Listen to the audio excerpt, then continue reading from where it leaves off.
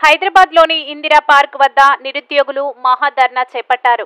Group 1 mains కు 1:1 నిష్పత్తిలో ఎంపిక చేయాలని డిమాండ్ చేస్తూ నిరుద్యోగులు మహాధర్నాకు దిగారు. గ్రూప్ 2లో 2000, గ్రూప్ 3లో 3000 పోస్టులు పెంచాలని డిమాండ్ చేశారు.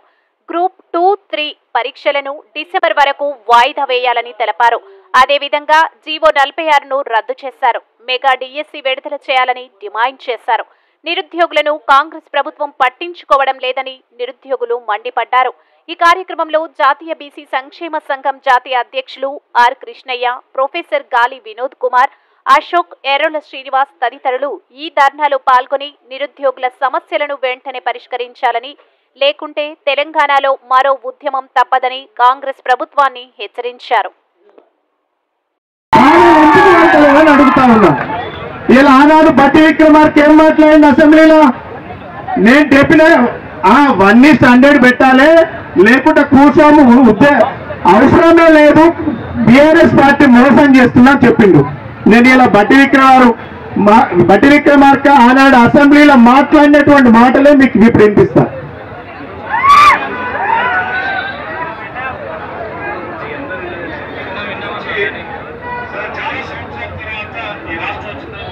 వాళ్ళకి నోటిఫికేషన్ ఇచ్చారు అధ్యక్ష. 1:50 వాళ్ళ ఎలిజిబిలిటీ ఇచ్చారట. 1:50 కాకుండా 1:100 ఇస్తే కొంత ఎక్కువ మంది చాలా సంవత్సరాల నుంచి ప్రిపేర్ అవుతున్నారు కాబట్టి అవకాశాలు బాగుంటాయి కాబట్టి దయచేసి 1:100 ఇవ్వాల్సిందిగా నేను మీ ద్వారా రాష్ట్ర ప్రభుత్వాన్ని ఆలోచన చేసి అవకాశం ఇవ్వాల్సిందిగా కోరుతా ఉన్నాను. ఓకే బట్టి విక్రమార్క గారు, థ్యాంక్ యూ. ఇవాళ ఈ ధర్నా చౌక్ నుంచి ఒక విద్యార్థిగా, మీ అందరిలో ఒక మిత్రుడిగా, నేను కూడా యూనివర్సిటీ విద్యార్థిగా, ఇవాళ మా విద్యార్థుల నిరుద్యోగుల పక్షాన బట్టి విక్రమార్క ముఖ్యమంత్రి గారిని మేము ఈ వేదిక నుంచి డిమాండ్ చేస్తా ఉన్నాం. అసెంబ్లీలో చేసినటువంటి మాటకు కట్టుబడి ఉంటుందా ఉండదా మీరు సమాధానం చెప్పాల్సినటువంటి అవసరం ఉంది అని అడుగుతా ఉన్నాం. ఇలా నమ్మించి మోసం చేసిరు, నిరుద్యోగులను మోసం చేసిండ్రు, ఉద్యోగులను మోసం చేసిండ్రు, పెన్షనర్లను మోసం చేసిండ్రు, రైతులను మోసం చేసిండ్రు.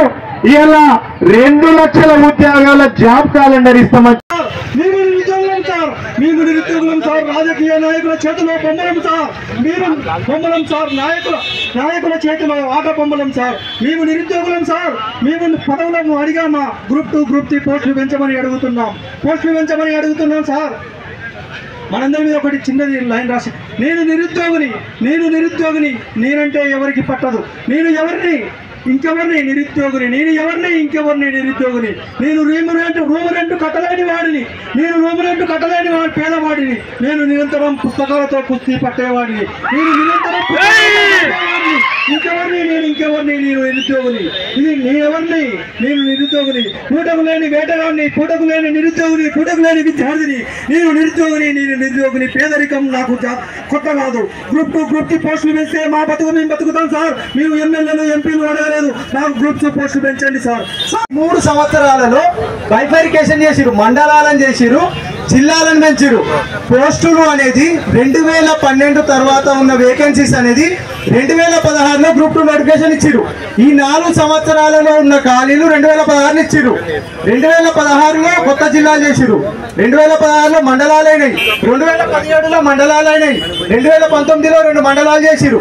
ఇందులో మండలాలలో ఉండే డిప్యూటీ తహసీల్దార్ ఖాళీలన్నీ, ఇక్కడ ఉన్న సబ్ రిజిస్ట్రార్లు ఎన్ని, వేకెన్సీస్ అనేది చూపెట్టట్లేదంటారు. ఒకసారి మాట్లాడుకుంటే, నేను ప్రత్యక్షంగా సిద్దిపేట జిల్లా గురించి సమాచారం సేకరించిన. సిద్దిపేట జిల్లాలో 2018 నుంచి ఇప్పటి వరకు డీటీలు ఎంతమంది ఉన్నారు అనేది సీనియర్ అసిస్టెంట్లకు డిప్యూటేషన్ పైన ఇచ్చిరు.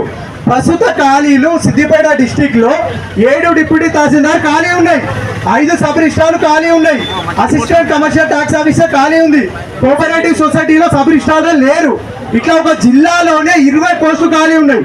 నా జోన్ రాజన్న సిరిసిల్ల, కామారెడ్డి, రాజన్న సిరిసిల్ల, కరీంనగర్, మెదక్, సిద్దిపేట ఒక జోన్కి నాకు తెలిసిన సమాచారమే 60 పోస్టులు ఉన్నాయి. అంటే ఒక స్టూడెంట్ని నేను తెలుసుకుంటేనే ఇది పక్కా అథెంటిక్ ఇన్ఫర్మేషన్. ప్రభుత్వం దగ్గర చెప్పమన్నా చెప్తా, ఎక్కడ చెప్పమన్నా చెప్తా. సబ్ రిజిస్టర్ ఆఫీసర్ల, అటెండర్ల ద్వారా, కలెక్టరేట్ ఆఫీసర్ల, సెక్షన్ ఆఫీసర్ ద్వారా, సిద్దిపేట కలెక్టర్ ఆఫీస్లో ప్రతి సెక్షన్కి ఒక